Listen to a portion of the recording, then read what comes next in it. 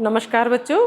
आज हम इतिहास के थर्ड चैप्टर पे बात करेंगे, उस पर चर्चा करेंगे कि रुक जाना नहीं में किस तरह के क्वेश्चन तुम लोगों को पूछे जाते हैं और तुम्हें कहाँ कठिनाइयाँ आती हैं, उनमें कैसे तुम सरल करके उनको समझोगे और लिखोगे, और कहाँ तुम लोग गलतियाँ करते हो उस पर भी मैं फोकस करूँगी ज़रा। तो थोड़ा सा ध्यान देना। छोटे छोटे क्वेश्चन मैंने इस चैप्टर में से तुम लोगों के लिए निकाले हैं, उनको ज़रा ध्यान से समझना। तो तीसरा चैप्टर है अपना इतिहास का बंधुत्व जाति तथा वर्ग। बंधुत्व जाति तथा वर्ग, ये अपना इतिहास का तीसरा चैप्टर है।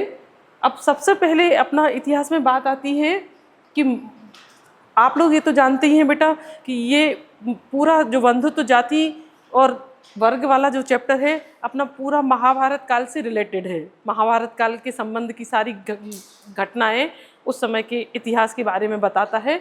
तो महाभारत की मूल कथा का संबंध किससे है? एक क्वेश्चन आता है आप लोगों को 2 नंबर में कि महाभारत की मूल कथा का संबंध किससे है। तो महाभारत की जो मूल कथा है, जैसा आप लोग जानती हो, 2 परिवारों के बीच हुए युद्ध की घटना। 2 परिवार कौन कौन से थे? एक कौरव और दूसरा पांडव। ये 2 परिवार थे, आपस में चचेरे भाई थे। इनकी युद्ध की घटना ही महाभारत काल की मूल कथा है। तो तुम्हें बस इतना ही याद रखना है, शब्दों पे अटकना मत कि मूल कथा क्या है। भाई 2 परिवारों का युद्ध हुआ, यही तो मूल कथा थी। और कौन से परिवार थे? कौरव और पांडव। तुम लोगों ने सीरियल देखा ही है पूरा। तो कौरव और पांडवों की जो युद्ध हुए, ये आपस में चचेरे भाई थे, सत्ता को लेके इनमें जो झगड़े हुए, वही महाभारत की मूल कथा है। तो ये क्वेश्चन 2 नंबर में तुम लोगों को आ सकता है। अगला क्वेश्चन है अपना स्त्री धन। ये भी बार बार पेपर में रिपीट हुआ है ये क्वेश्चन भी कि स्त्री धन से आप क्या समझते हो या स्त्री धन किसे कहते हैं। तो एक विवाह के समय मिले स्त्रियों को अपने विवाह के समय जो उपहार मिलते हैं उन पर स्त्रियों का स्वामित्व माना जाता है। स्वामित्व कठिन वर्ड लग रहा है तो लिख देना कि स्त्रियां उसकी मालिक होती हैं और इसे ही स्त्री धन कहा जाता है। मतलब शादी के समय उपहार में स्त्रियों को जो पैसा, गिफ्ट, जो आभूषण मिलते हैं उनकी मालिक स्त्री होती है, इसी को स्त्री धन कहा जाता है। और इस स्त्री धन को उनकी संतान विरासत के रूप में प्राप्त कर सकती है। मतलब जो धन उसको शादी में मिला है उसके बाद वो धन उनके बच्चों का होगा, उनका अधिकार होगा, उनके बच्चों को विरासत में मिलेगा। परंतु मनुस्मृति स्त्रियों को पति की अनुमति के बिना पारिवारिक तथा संपत्ति अपने लिए बहुमूल्य वस्तुओं के गुप्त संचय के विरुद्ध और चेतावनी देती है। मनुस्मृति के बारे में मैं अभी आपको और बताऊंगी कि मनुस्मृति क्या कहती है। मनुस्मृति ये कहती है कि स्त्रियों को अपना पति से छुपाकर गुप्त धन का संचय नहीं करना चाहिए। तो देखो बेटा, तुम लोगों को जहाँ दिक्कत जाती है वो ये है कि तुम लोग किताबी भाषा लिखते हो। किताबी भाषा ना लिख के तुम सरल करके लिख सकते हो कि स्त्रियों को जो धन मिला है वो स्त्रियों का है, उसी को स्त्री धन कहते हैं जो विवाह में उसको मिला है, और उस पर उनके बच्चों का अधिकार होता है। मतलब उसके मरने के बाद वो धन उसके बच्चों को मिलेगा। और पति से छुपा के जो धन इकट्ठा करती है, मनुस्मृति इसके खिलाफ है। मनुस्मृति इसकी अनुमति नहीं देती है कि स्त्रियों को अपने पति से छुपा के धन का संचय नहीं करना चाहिए। ऐसे अपनी आम भाषा में भी आप इतिहास को लिख सकते हो। बल्कि मैं तो यूँ कहूँगी कि अगर आप आम भाषा में लिखोगे, अपने बोलचाल की भाषा में समझ के पढ़ोगे इतिहास को, तो इतिहास आपको कभी कठिन लगेगा ही नहीं। इतिहास को पढ़ने का तरीका ये है कि घटनाओं को दिमाग में बिठा लो, सरल भाषा में उसको समझ लो, रटो मत। अगर आप रटोगे तो निश्चित है कि भूलोगे। आपने पढ़ के समझ लिया है ना, तो आप उसको अपने शब्दों में लिख सकते हो। अब है माताएं क्यों महत्वपूर्ण थी। महाभारत काल में ऐसा पितृसत्तात्मक परिवार होते थे, लेकिन कहीं कहीं माताएं भी महत्वपूर्ण होती थी। तो माताएं क्यों महत्वपूर्ण होती थी? कौन से ऐसे वंश थे जिनमें माताओं को महत्व दिया जाता था? तो सातवाहन राजा अपने नाम के आगे माँ का नाम लगाते थे। जैसे उदाहरण के लिए गौतमी पुत्र सतकर्णी, तो गौतमी उनकी माँ का नाम था, सतकर्णी पुत्र का। तो अपनी माँ के नाम के आगे, अपने नाम के आगे अपनी माँ का नाम लगाते थे। मतलब माताएं मातृसत्तात्मक परिवार थी। तो आमतौर पर पितृसत्ता परिवार होते थे, लेकिन कुछ वंश उस समय भी ऐसे थे जो माँओं को सम्मान देते थे, जैसे सातवाहन वंश की जो भी राजवंश में जो भी राजकुमार हुए हैं उनका अपने नाम के आगे माँ का नाम लगा होता था, जैसे गौतमी पुत्र सतकर्णी। इसी तरह महाभारत का अगर हम लेते हैं तो कुंती पुत्र अर्जुन, कुंती पुत्र भीम, कुंती पुत्र युधिष्ठिर, इस तरह से संबोधन दिया जाता था। तो माँओं का भी उस समय सम्मान होता था, मात्र सत्तात्मक परिवार भी होते थे। अब आता है कि जाति, आप जाति से क्या समझते हो? तो जाति का प्रयोग कहाँ होता है? जाति का प्रयोग बांधवों, सगे संबंधियों के एक बड़े समूह के लिए किया जाता है। मतलब हमारे सगे संबंधियों का जो समूह होता है वो जाति कहलाता है। ये भी तुम्हें 2 नंबर में पूछ सकते हैं, तो इसमें बिल्कुल कंफ्यूज होने की ज़रूरत नहीं है। ना रटा रटा है लिखने की, हमारा एक जो परिवार है बड़ा, सगे संबंधी जिसमें आते हैं, उसको हम जाति कहेंगे। एक और क्वेश्चन आता है, गोत्र से क्या समझते हो? और गोत्र की परंपरा कैसे और कब शुरू हुई? तो लगभग 1000 ईसा पूर्व ब्राह्मणों ने लोगों को गोत्रों में वर्गीकृत किया था।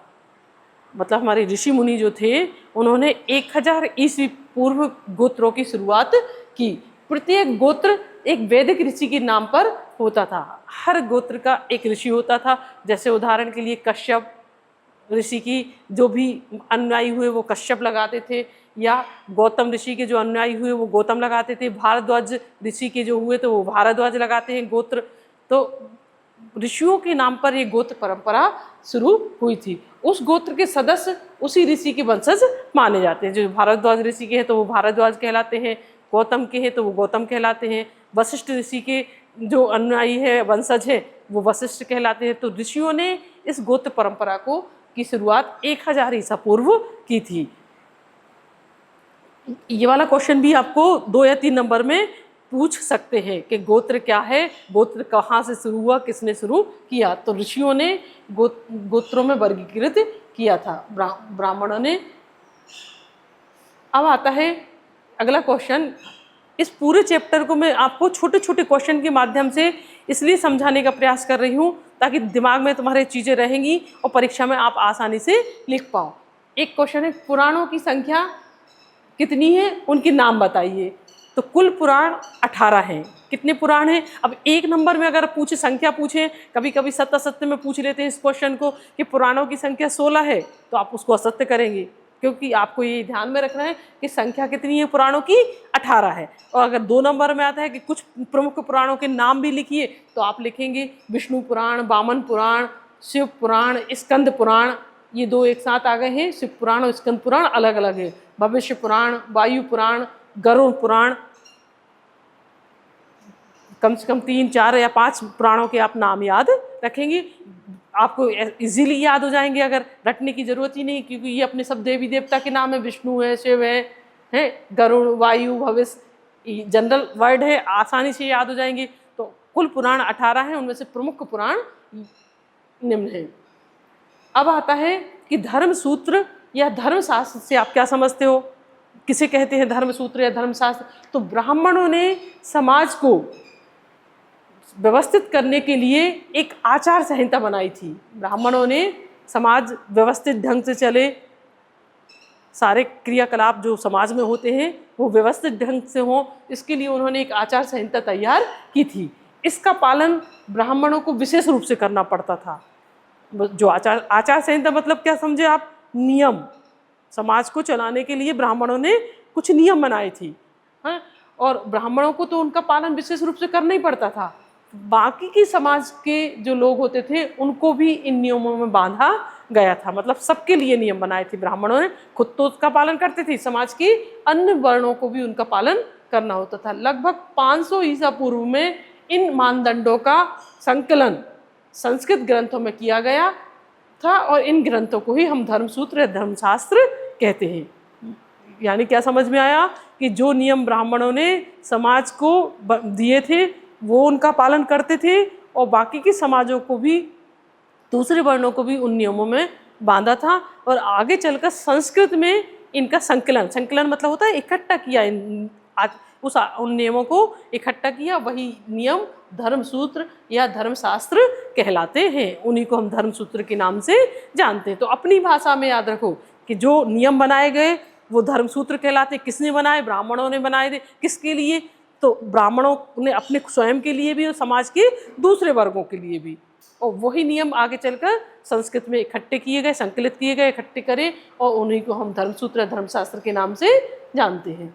अब आता है बहिर्विवाह किसे कहते हैं और अंतर्विवाह किसे कहते हैं। ये चीज़ भी ये 2 नंबर में तुमसे कभी अंतर करके पूछ लेते हैं, कभी कभी ऐसे करके पूछते हैं कि डेफिनेशन बताइए, परिभाषा बताइए। एक लाइन में पूछेंगे तो बहिर्विवाह का क्या अर्थ है, ऐसे पूछ सकते हैं। तो बहिर्विवाह किसकी? जो गोत्र से बाहर जो वैवाहिक संबंध होते थे उनको बहिर्विवाह कहा जाता था।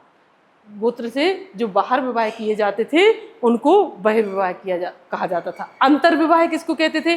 तो अंतर्विवाह में वैवाहिक संबंध समूह के अंदर होते थे, मतलब उसी समूह में विवाह अगर आप करते हो तो वो अंतर्विवाह कहलाता था। यह समूह एक गोत्र, कुल, जाति अथवा एक ही स्थान पर बसने वाले जनों का हो सकता था। मतलब आप अपने ही समूह, गोत्र और कुल में जो वैवाहिक संबंध स्थापित करते हो तो उसको अंतर्विवाह कहते हैं। इसका अर्थ है कि गोत्र से बाहर विवाह संबंध स्थापित करना क्या कहलाएगा? गोत्र से अगर हम बाहर करते हैं तो बहिर्विवाह, अगर हम गोत्र के अंदर करते हैं, एक ही कुल और समूह में करते हैं तो वो अंतर्विवाह कहलाएगा। दोनों में आ गया अंतर समझ में कि अगर हम गोत्र के बाहर करेंगे तो बहिर्विवाह कहलाएगा और गोत्र के अंदर एक ही कुल और समूह में करेंगे तो अंतर्विवाह कहलाएगा। अब अगला अपना है मनुस्मृति क्या थी और इसका संकलन कब हुआ। तो मनुस्मृति ऐसा कहते हैं सृष्टि की रचना मनु और श्रद्धा ने की थी।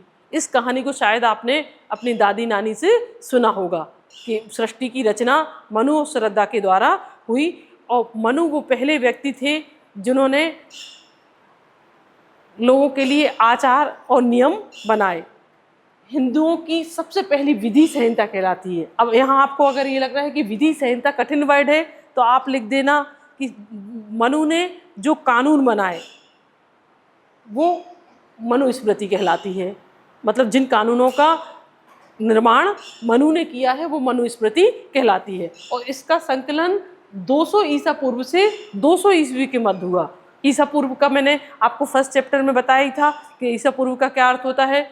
और ईसा पूर्व से अगर ये माने तो कैसे कि 200 ईसा पूर्व से 200 ईस्वी, मतलब इन 400 सालों में इनका संकलन हुआ है मनुस्मृति का। 400 सालों में जो नियम बनाए गए थे समाज के लिए वो सब इकट्ठे करके मनुस्मृति में शामिल किए गए। मनु ने पहले व्यक्ति थे जिन्होंने हिंदुओं के लिए कानूनों का संग्रह किया। अब मनुस्मृति के अनुसार संपत्ति का बंटवारा, मतलब मनुस्मृति के अनुसार संपत्ति किसको मिलना चाहिए या किसको कितनी मिलती थी। क्या लड़कियों को भी उस समय संपत्ति दी जाती थी या सिर्फ बड़े बच्चे को दी जाती थी या सब में वितरित होती थी? तो क्या नियम थे उस समय? तो मनुस्मृति के अनुसार माता पिता की मृत्यु के पश्चात जो पैतृक संपत्ति का सभी पुत्रों में बंटवारा समान रूप से किया जाना चाहिए। मतलब जो भी माँ बाप की संपत्ति है वो सभी पुत्रों में समान रूप से बंटती थी। लेकिन जो सबसे बड़ा पुत्र होता था उसको एक विशेष भाग दिया जाता था। स्त्रियां इस संपत्ति में हिस्सा नहीं ले सकती थी। मतलब घर में अगर 4 पुत्र हैं तो चारों पुत्रों को संपत्ति बराबर बटेगी, लेकिन जो सबसे बड़ा पुत्र होगा उसको एक विशेष हिस्सा मिलेगा। लेकिन अगर लड़कियां भी हैं तो लड़कियों को संपत्ति में कोई हिस्सा नहीं दिया जाता था उस समय में। आज तो कानून देता है लड़कियों को बराबर हिस्सा मिलता है पैतृक संपत्ति में। अब आता है एक और 2 नंबर का क्वेश्चन, ये पूछा जाता है आप लोगों से, अक्सर प्रश्न आता है, अंतर करके भी पूछते हैं और डेफिनेशन में भी पूछते हैं, अर्थ लिखिए करके भी पूछ लेते हैं कि पितृवंशिकता का क्या अर्थ होता है। तो पितृवंशिकता का अर्थ वह है वंश परंपरा है जो पिता से पुत्र, पुत्र से पौत्र और प्रापौत्र आदि में चलती है। अब अगर आपको ये कठिन लग रही है तो इसको सरल करके कैसे मिलेंगे कि पिता की संपत्ति अपने पुत्र को मिलती है, उसकी संपत्ति उसके पुत्र को, उसकी संपत्ति उसके पुत्र को। मतलब पितृवंशात्मक जो समाज होते हैं उनमें संपत्ति का अधिकारी पुत्र होता है, और पुत्र के बाद वो संपत्ति फिर उसके पुत्र को, फिर उसके पुत्र को, इस तरह ये क्रम चलता रहता है। और ये वंश परंपरा पितृवंशिकता कहलाती है। अब आता है मातृवंशिकता किसको कहते हैं। तो मातृवंशिकता शब्द का उपयोग तब करते हैं जब वंश परंपरा माँ से जुड़ी हो। बहुत सारे समाज ऐसे हुए हैं इतिहास में कि जहाँ, जैसे मैंने अभी कुछ देर पहले ही आपको उदाहरण दिया था, गौतमी पुत्र सतकर्णी, जो सातवाहन वंश है वो अपने नाम के आगे अपनी माँ का नाम लगाते हैं। और हड़प्पा सभ्यता में भी मातृ देवी की पूजा होती थी, वो समाज भी मातृवंशिकता को मानता था। मतलब जहाँ माँ को सम्मान दिया जाता है वो समाज मातृवंशिकता वाले कहलाते हैं।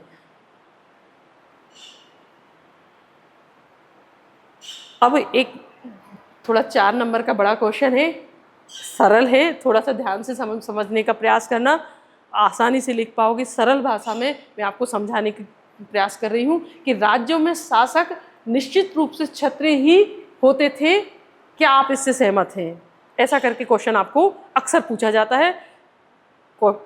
और एक बात और मैं कहूँगी, आप इतिहास को जब पढ़ते हैं तो या पेपर को जब पढ़ते हैं तो हमेशा पेपर के क्वेश्चन को 2 बार पढ़ो कि पेपर क्वेश्चन क्या पूछ रहा है। अब यही क्वेश्चन है जैसे कि राज्यों में जो क्षत्रिय होते थे, क्या शासक, जितने भी क्षत्रिय हुए शासक वही होते थे? ऐसा था क्या कि जो क्षत्रिय वंश में पैदा हुआ है वही राजा बनेगा? इसका अर्थ ये हुआ ना कि जो क्षत्रिय वंश में पैदा हुआ है, जो क्षत्रिय है वही राजा हो सकता था। क्या ये सही है? इतिहास में ऐसा हुआ है क्या? नहीं। आप लिखोगे कि नहीं, मैं इससे सहमत नहीं हूँ। बहुत सारे वंश ऐसे हैं जो जाति से क्षत्रिय नहीं थे लेकिन तब भी वो राजा बने। तो क्या लिखेंगे आप इसमें कि धर्मशास्त्र के अनुसार, धर्मशास्त्री के अनुसार क्षत्रिय ही शासक हो सकते थे, लेकिन मतलब जो ब्राह्मण ग्रंथ है ना संस्कृत का धर्मशास्त्र, वो तो ये कहता है कि क्षत्रिय ही राजा हो सकता था। लेकिन कई उदाहरण हमारे पास ऐसे हैं कि जो क्षत्रिय नहीं थे फिर भी राजा बने। जैसे उदाहरण के लिए मौर्य वंश का उदाहरण ले लो। मौर्य शासक संभवतः क्षत्रिय वर्ण से नहीं थे। जो मौर्य वंश है, चंद्रगुप्त मौर्य, बिंदुसार, अशोक, ये लोग क्षत्रिय नहीं थे। ब्राह्मणीय ग्रंथों के अनुसार निम्न कुल के थे। ब्राह्मण ग्रंथ क्या कहते हैं कि ये उच्च कुल के नहीं थे, क्षत्रिय वंश के नहीं थे, निम्न कुल में पैदा हुए थे। हालांकि किसी ने इसका खंडन भी किया है। बौद्ध ग्रंथ इनको क्षत्रिय मानते हैं, और कुछ लोगों ने तो ये भी कहा है कि ये मोरों को पालने वाले वंश से थे, मतलब बहुत ही छोटी जाति से थे। लेकिन इतिहास में लंबे समय तक शासन किया है, और इतिहास के प्रसिद्ध राजाओं में सम्राट अशोक की गिनती की जाती है। मौर्य वंश का था सम्राट अशोक, उसके पिता चंद्रगुप्त मौर्य। तो क्षत्रिय नहीं थे तब भी वो राजा बने। हालांकि धर्मसूत्र ये कहते हैं कि जो क्षत्रिय है वही राजा बनेगा, लेकिन कहीं कहीं इन नियमों का खंडन भी हुआ है। हम ये चीज़ यहाँ समझ रहे हैं कि ऐसा हमेशा सही नहीं हुआ है, कहीं कहीं इस चीज़ का खंडन भी हुआ है कि जो जाति से क्षत्रिय नहीं है तब भी वो राजा बने। तो एक मौर्य का आप एग्जाम्पल दे सकते हो, दूसरा दे सकते हो इसी प्रकार का उदाहरण शुंग और कर्ण। शुंग वंश और कर्ण वंश के शासक ये ब्राह्मण थे, ब्राह्मण होने के बाद भी ये राजा बने। तो दूसरा उदाहरण तुम शुंग वंश का और कर्ण वंश का दे सकते हो। और अगला उदाहरण हम दे रहे हैं शक शासकों का। जो शक शासक हुए हैं इतिहास में, इनको तो मिलेच्छ माना जाता था। अब मिलेच्छ वर्ड अगर आपको कठिन लग रहा है तो इसको भी मैं सरल करके समझा दूंगी। मिलेच्छ का अर्थ होता है कि जो संस्कृत भाषी नहीं है, जो संस्कृत नहीं जानते हैं, और बल्कि शक राजा जितने भी थे वो भारत के थे ही नहीं, वो तो विदेशों से आए थे और भारत की भूमि में हम लोगों में विलीन हो गए, मिल गए। तो शक राजा भी तो क्षत्रिय नहीं थे, लेकिन वो भी, उन्होंने भी तो भारत में राज्य किया है। एक इनका उदाहरण हम दे सकते हैं। अगला उदाहरण हम दे सकते हैं सातवाहन शासक। सातवाहनों का तो बार बार हम उदाहरण दे रहे हैं कि सातवाहन ब्राह्मण वंश के थे और सातवाहनों ने तो ये दावा किया था कि हमने क्षत्रियों के दर्प को दमित कर दिया है, मतलब क्षत्रिय जो अपने आप पे इतना गौरव करते हैं उनके घमंड को हमने तोड़ा है। तो ब्राह्मण वंश शासक हुए हैं, बहुत समय तक दक्षिण भारत में उन्होंने राज्य किया है। तो इन उदाहरणों से स्पष्ट है कि शासक केवल क्षत्रिय वर्ण के ही नहीं थे, अन्य वर्ण से भी होते थे। तो अगर आपको ये आ जाए लिखने के लिए तो आप बस ऐसे याद रखना, एक एक शब्द याद रखोगे तो इसको अच्छे से व्याख्या कर पाओगे। एक मौर्य का उदाहरण रखना, दूसरा शुंग और कण्व का रखना, तीसरा शक राजाओं का रखना और चौथा सातवाहन। इन 4 उदाहरण के द्वारा आप इस क्वेश्चन को अच्छे से समझा सकते हैं। अगला आता है कि 4 वर्ग के लिए आदर्श जीविका क्या थी। उस समय महाभारत काल में, या हम यूं कहें कि वैदिक काल में, वर्ण व्यवस्था में 4 वर्ण प्रमुख माने जाते थे। कौन कौन से? एक ब्राह्मण, दूसरा क्षत्रिय, तीसरा वैश्य और चौथा शूद्र।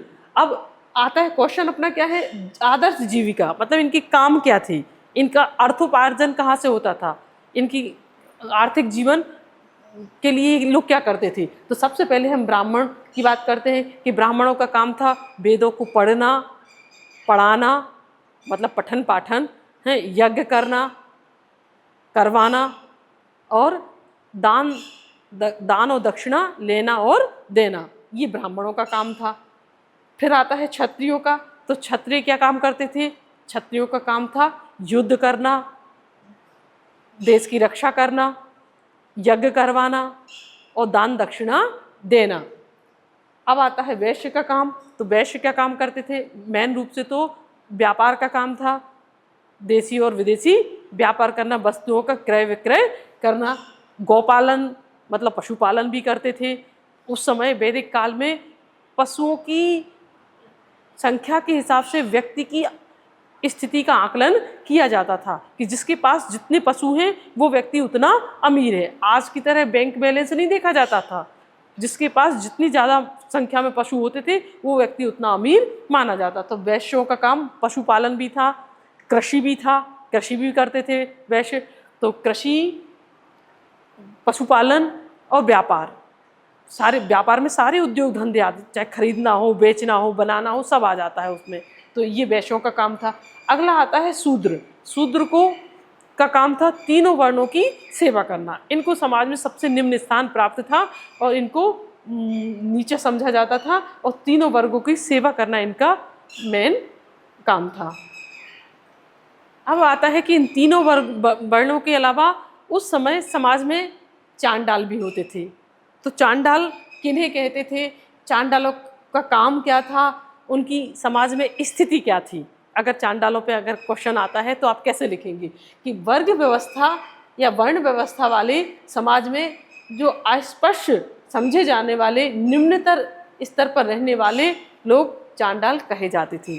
मतलब ये चारों वर्णों से अलग समाज में अस्पर्श का मतलब होता है जिनको आप छू भी नहीं सकते, जिनको छूने से भी आप अपवित्र हो जाएंगे, ऐसे वर्ण को हम चांडाल कहते थे। और इनको कहाँ रखते थे? इनको गांव में रहने की अनुमति नहीं थी। ये आमतौर पर गांवों के बाहर रहते थे और इनका काम होता था शवों का अंतिम संस्कार करना। जो शव दाह संस्कार के लिए लिए जाते थे तो उनका क्रियाक्रम कराना इनका काम होता था। मृत पशुओं को उठाना, अगर गांव में कोई गाय बैल मृत हो गई है तो उसको उठाकर ले जाते थे।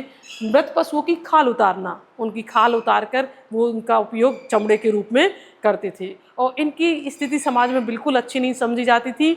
इनकी जीविकोपार्जन के लिए जो दाह संस्कार के समय बर्तन हैं, कपड़े हैं, या अगर कोई अमीर आदमी का दाह संस्कार हो रहा है तो आभूषण है, ये सब इनको मिलते थे।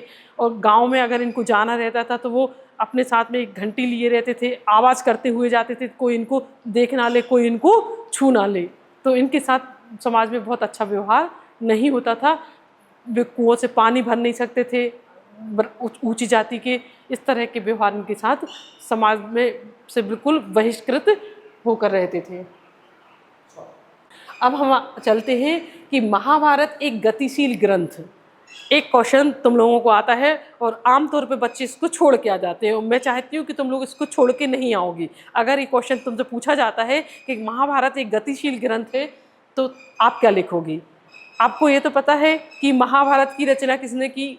वेद व्यास ने की थी, है ना। वेद व्यास एक नंबर में पूछा जा सकता है आपको, महाभारत की रचना किसने की थी? तो मुनि वेद व्यास ने महाभारत की रचना की थी। अब महाभारत को गतिशील ग्रंथ क्यों कहा गया? क्योंकि महाभारत एक गतिशील ग्रंथ है, इसलिए कहा है कि महाभारत का विकास संस्कृत के पाठ के साथ ही समाप्त नहीं हो गया। मतलब महाभारत जब संस्कृत में लिखा गया, बस लिखा गया और खत्म, ऐसा नहीं था। शताब्दियों से इस महाकाव्य के अनेक पाठांतर भिन्न भिन्न भाषाओं में लिखे गए।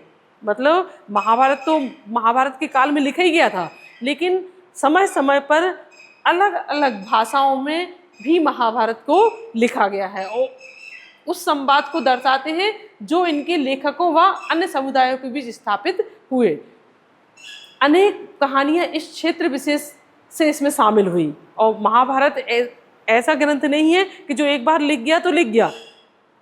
समय समय पर बहुत सारे क्षेत्रों में अलग अलग कहानियाँ इसमें जुड़ती चली गई। जैसे मान लो गुजरात में है तो गुजरात में एक अलग कुछ नई कहानी भी इसमें शामिल हो गई।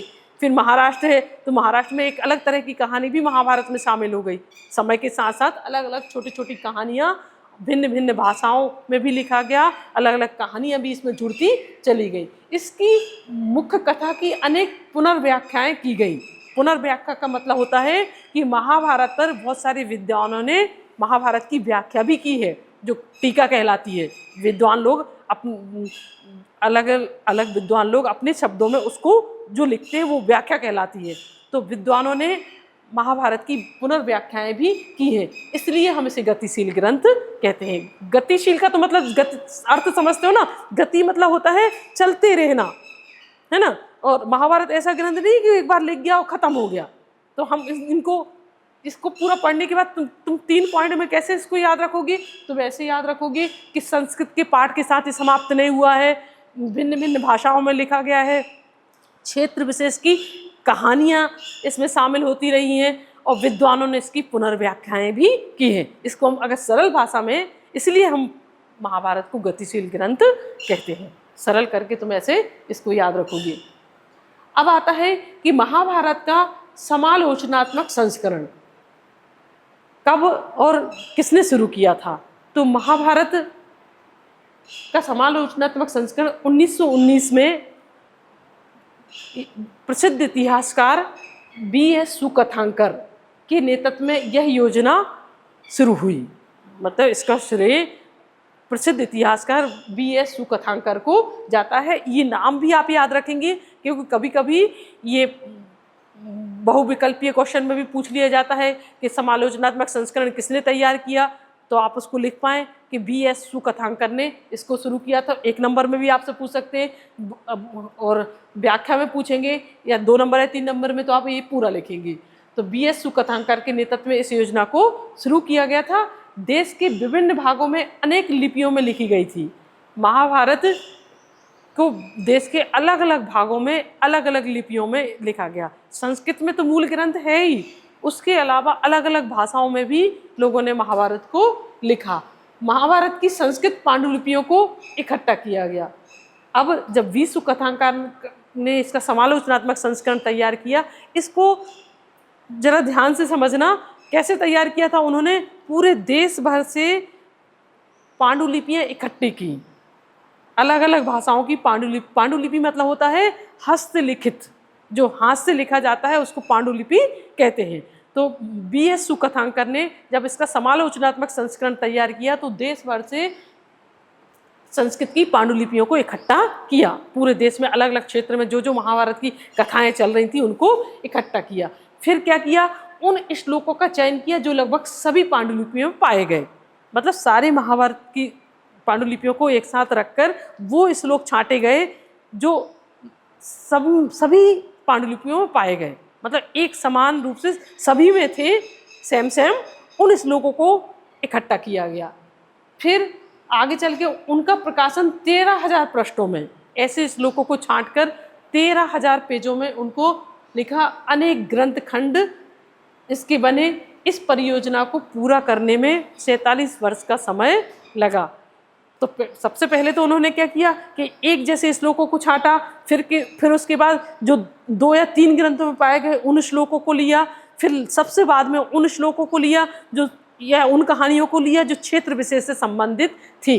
इस तरह 13,000 पेजों में समालोचनात्मक संस्करण को तैयार किया गया और 47 साल इसको बनाने में लगे। तो महाभारत के समालोचनात्मक संस्करण का बहुत महत्वपूर्ण है।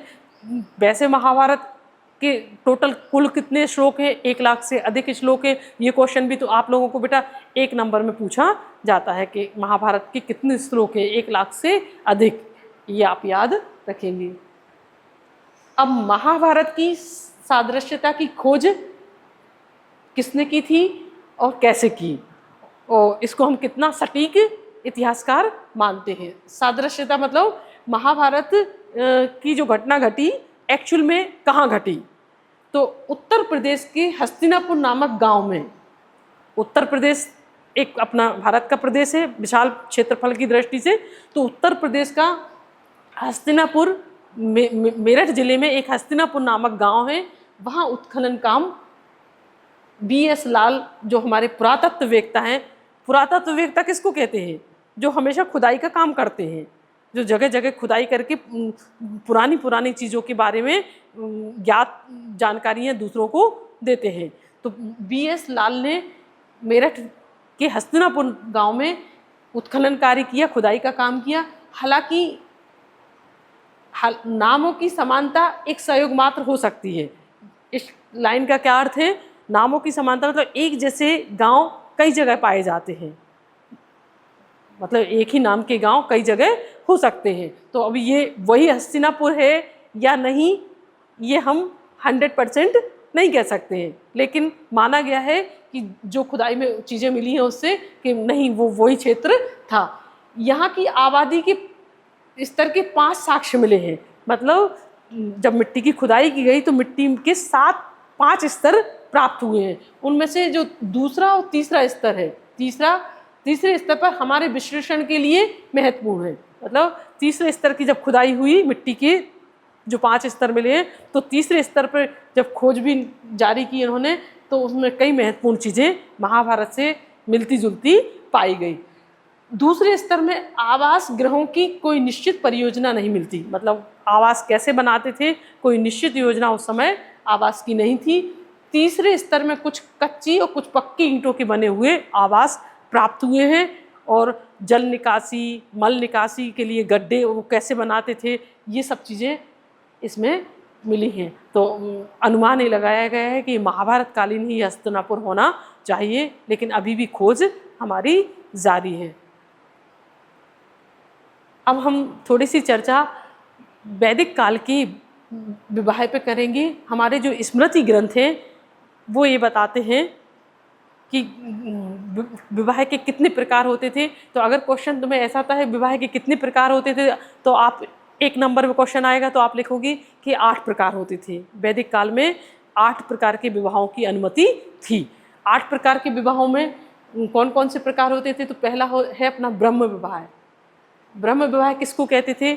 जब पिता स्वयं उचित वर का चयन करके अपनी कन्या को उसे सौंप देता था तो वो ब्रह्म विवाह कहलाता था। मतलब पिता ने खुद वर का चयन किया है, अपनी लड़की के योग्य वर का चयन किया है और कन्यादान करके अपनी पुत्री को उसे सौंप दिया है, तो वो ब्रह्म विवाह कहलाता था। फिर आता है देव विवाह। तो देव विवाह में वो कहलाता था जब यज्ञ करने वाले ब्राह्मण को दक्षिणा के रूप में कन्या सौंप दी जाती थी, तो वो देव विवाह कहलाता था। इसी तरह आता है आर्ष विवाह। तो आर्ष विवाह किसको कहते थे?